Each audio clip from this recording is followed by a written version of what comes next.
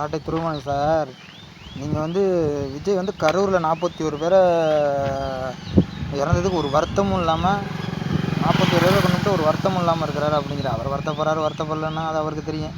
அவர் ஒரு தற்கூறுனா நீங்கள் என்னவா சார் இருப்பீங்க அது எனக்கு தெரியல. அப்புறம் 41 பேரை கொண்டுட்டாங்கன்னா நீங்கள் பர்மிஷன் கொடுக்குறது யாரோட கடமை? ஒரு மீட்டிங் போட்டால் உங்கள் மீட்டிங்கும் பர்மிஷன் கொடுக்குறாங்க. ஒரு மீட்டிங் போட்டால் பர்மிஷன் கொடுத்து பாதுகாப்பு கொடுக்குறது யாரோட வேலை? அவங்க பாதுகாப்பு கொடுக்க அவங்க கேட்ட இடத்த கொடுத்துருக்கலாம். நான் ஃபோக்கான இடத்த கொடுத்துருக்கலாமா இல்லையா? ஃபோக்கான இடத்த கொடுக்காதனால என்ன ஆயிடுச்சு, உள்ளடி கூட்ட நெரிசல் ஆயிடுச்சு. இந்த மாதிரி சம்பவம் நடந்துருச்சு. அது உங்களோட மிஸ்டேக்கும் இருக்குல்ல. நீங்கள் பாதுகாப்பு கொடுக்குறது தானே உங்கள்கிட்ட பர்மிஷன் கேட்கலாம். பொதுவாக பர்மிஷனை கேட்காம பேசிட்டு போயிருக்கலாமே. எதுக்கு பர்மிஷன் கேட்குறேன்? அப்போது பர்மிஷன் கேட்கும்போது இந்த இடத்த கொடுத்தீங்களா? இடத்த கொடுக்கும்போது ஆம்புலன்ஸுக்கு வேறு வழி இல்லைன்னு தெரிஞ்சால் அந்த இடத்த ஏன் கொடுக்குறீங்க நீங்கள்? ஆம்புலன்ஸுக்கெல்லாம் எப்போவுமே ஒரு மீட்டிங் போட்டாங்கன்னா எதுக்குமே வந்து தனியாக ஒரு வழி இருக்கா என்ன ஏதுங்கிறத பார்த்துக்கிட்டு தான் நீங்கள் வந்து ஒரு மீட்டிங் இது பண்ணியிருப்பீங்க. இந்த தனியாக ஒரு வழித்தடம் இல்லாத இடத்துல அப்புறம் ஏன் மீட்டிங் நீங்கள் பர்மிஷன் கொடுக்குறீங்க? ஆம்புலன்ஸ் எல்லாம் போக்குவரத்தெல்லாம் இருக்குது, நிறைய விஷயங்கள் இருக்குது. அதனால் வந்து இந்த இடத்துக்கு கொடுக்க முடியாது. நீங்கள் கொடுக்க முடியாதுன்னு சொல்லி அவர் வந்திருக்க மாட்டாருங்க. ஏங்க கொடுக்க முடியும்னு சொன்னீங்க? இப்போ கொடுக்க முடியும்னு சொன்னவங்க உங்களால் ஏங்க அதை கரெக்டாக ஃபாலோ பண்ண முடியல? இதெல்லாம் இவ்வளோ பெரிய விஷயங்கள்லாம் நிறையா இருக்குது சார். உங்களுக்கு தகுந்த மாதிரி நீங்கள் பேசிக்கிட்டு போகலாம்.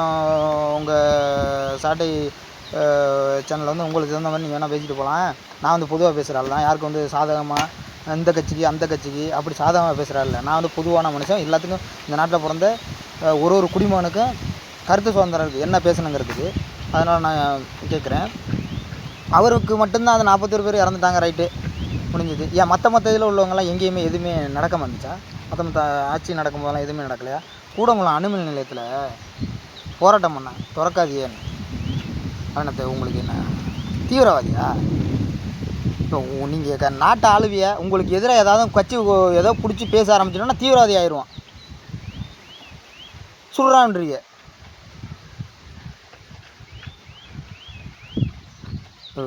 ஷோ வச்சல மெரினாவில் அங்கே 13 பேர் செத்து போயிட்டாங்க. அதை பற்றி பேசலை. ஒரு பஸ்ஸை தேக்கி கொளுத்துனாங்க தெரியுமா? ஒரு வருஷத்தில் ஒரு குறிப்பிட்ட வருஷத்துக்கு முன்னாடி. அதை பற்றி பேசலை. அது எத்தனை பேர் செத்தாங்க?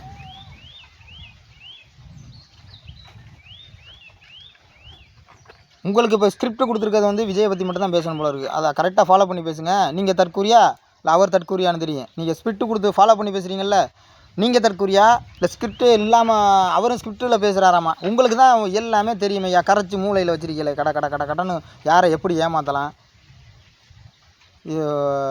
எப்படி பண்ணலாம், என்ன செய்யலாங்கிறலாம் கொஞ்சம் நல்லா கடன்னு வாசிக்கிறீங்களே. அவருக்கு அந்த அளவுக்கு தெரியலையா என்னன்னு தெரியல. ஏன்னா உங்கள்கிட்ட தான் எனக்கு கற்றுக்கணும் மாட்டிருக்கு அவரெல்லாம். அதனால் பார்த்துக்கிட்டும் படிக்கிறார் போல் இருக்குது. நீங்கள் பார்க்காம தான் எல்லாத்தையும் படித்து தள்ளிடுவீங்க. எல்லாம் நடக்கிற எல்லா விஷயத்தையும் பற்றி பேசுங்க.